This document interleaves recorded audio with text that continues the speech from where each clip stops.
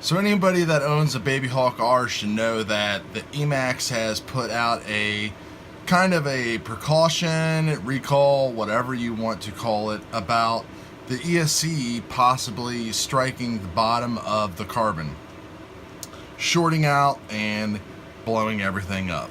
What they have provided is an STL file to a printable spacer that you can install in between the frame and the bottom of the ESC, so that way you can prevent that from happening altogether. Doesn't affect any kind of problems or anything at all. They provide the STL file right on their website, or you can go on to Thingiverse and print it out yourself.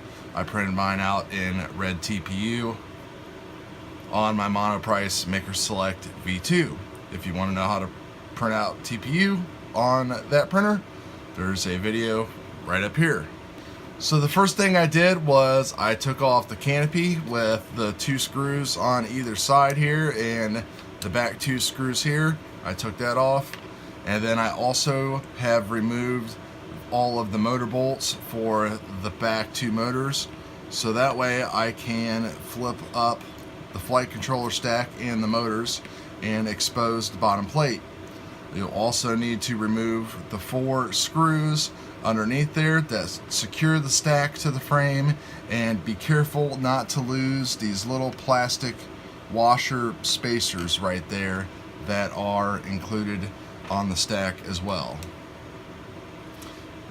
So the first thing to do is to take your bolts and to go ahead and stick them back through the soft mounts in the bottom of the frame. These are the longer bolts.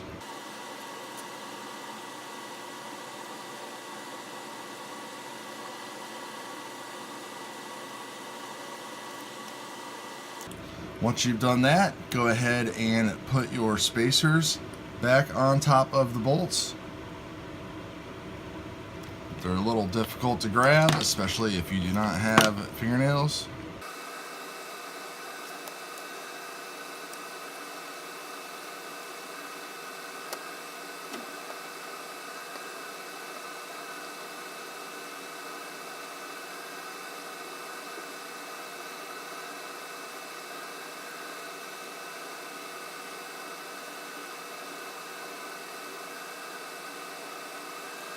Then we are going to take the TPU pad that we printed, and we are just going to lay it right over top like that. And then we can begin to install the stack back onto the frame. It's a little tricky. Make sure that you do not lose your spacers and that everything is lined up appropriately.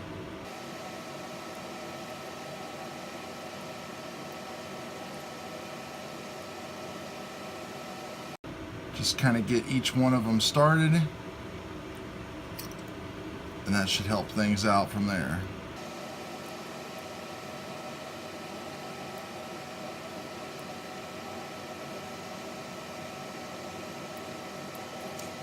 So now we have all 4 bolts going up through the TPU pad and the soft mounts, and then our little spacers in between that. Go ahead and verify everything is there, and then proceed to tighten up the stack bolts.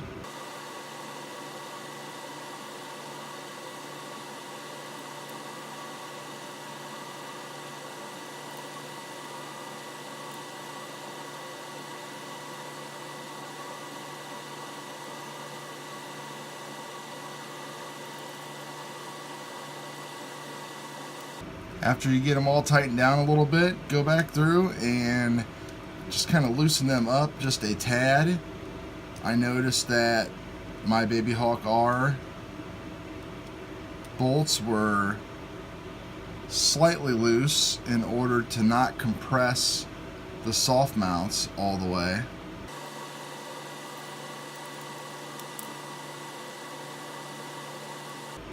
And it flew just fine. So that's pretty much what you're looking for right there. You don't want those compressed. Everything looks good, and the stack and flight controller all looks really nice and even.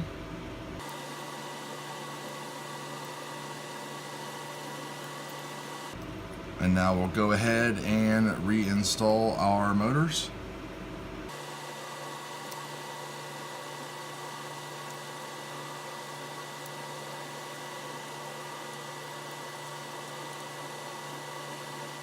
The motors have thread lock on them already and should be sufficient enough. Go ahead and reapply if you would like. I do plan on doing a 2.5 inch upgrade on mine, so I'm going to leave them as they are.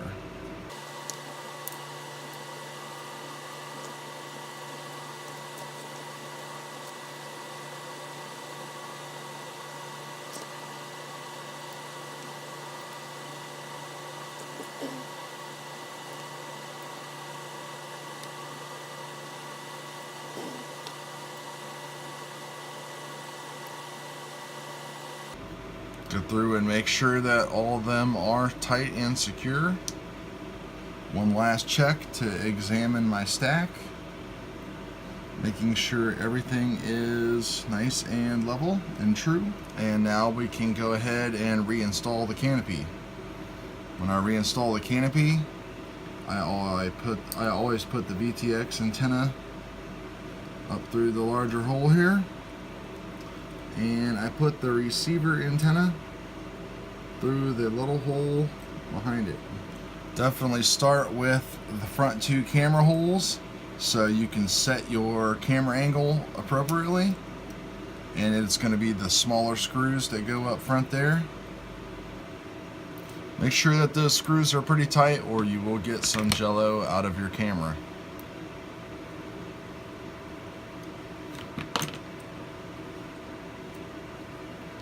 And that's it. TPU pad is installed. You can see it underneath there. All I got to do is put my Velcro strap back through and I am ready to fly. See you on the next video.